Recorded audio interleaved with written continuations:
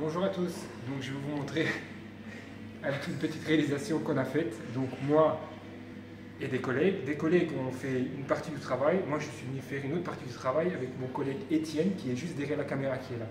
Donc je vais commencer par le coffret qui est ici, donc le coffret général qui est ici.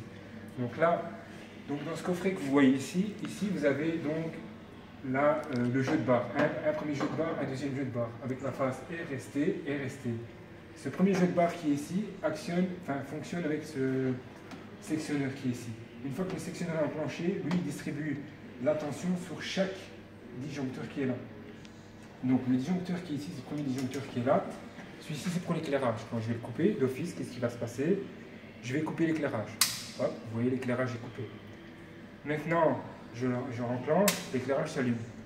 Ce disjoncteur qui est là, c'est pour les prises. Quand je vais le couper, qu'est-ce qui va se passer? Ça va couper les prises. Si vous écoutez bien, la radio fonctionne. Là, la radio ne fonctionne plus. J'enclenche le disjoncteur, la radio fonctionne. Donc, pour le raccordement de ça, il y a un bornier qui est ici. Ce bornier qui est ici, c'est la phase RST. Donc, pour le raccordement, j'ai pris le neutre et je l'ai mis sur cette borne ici, la phase S, et la phase sur la phase T. Pourquoi j'ai fait comme ça? Parce que si maintenant j'aurais pris les deux fils et que je les aurais mis sur le même bornier qui est ici, regardez bien ici, vous avez un pontage. Qu'est-ce que ça serait passé? Ça aurait fait un court-circuit. Donc c'est pour ça que je l'ai raccordé comme ceci. Alors celui-ci, ça s'appelle un contacteur de puissance. Lui il sert à quoi? Il sert à alimenter l'éclairage.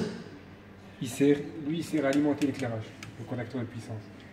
Et là, vous avez donc la partie aussi un jeu de barre qui alimente le sectionneur. Le sectionneur alimente pour l'éclairage extérieur avec le contacteur, les différentiels et tous les jeux de disjoncteurs. Maintenant, moi ce que j'ai fait ici, j'ai fait cette rampe-ci qui est là. Ça c'est la première rampe que j'ai faite. Je suis en train de la terminer. J'ai fait celle-ci aussi, cette rampe. Là, j'ai fait cette rampe-là. J'ai fait cette rampe-là ici aussi. Et j'ai raccordé le bout de poussoir qui se trouve à la porte, à l'extrémité. Maintenant, pour le bout de poussoir, j'ai raccordé un autre bout de poussoir qui est ici. Et le raccordement de ce bout de poussoir qui est là, vous avez donc deux fils. Ça, c'est un raccordement deux fils. Vous venez mettre la phase en L ici, et le bleu ou le gris, n'importe lequel, ici, en 1. Le 1 qui est ici, c'est le retour du télérupteur. C'est pour alimenter le télérupteur en bobine A1. D'accord? Alors, le 1' qui est là, c'est pour alimenter un autre bout de poussoir, et le 0, c'est une borne libre de potentiel, ça veut dire que là, il n'y a rien du tout. Si vous voulez mettre une lampe témoin, vous mettez votre fil ici, et ici, et vous allez alimenter la lampe témoin. Mais là, je n'ai pas besoin de lampe témoin. Ou vous venez ici, ou vous raccordez là.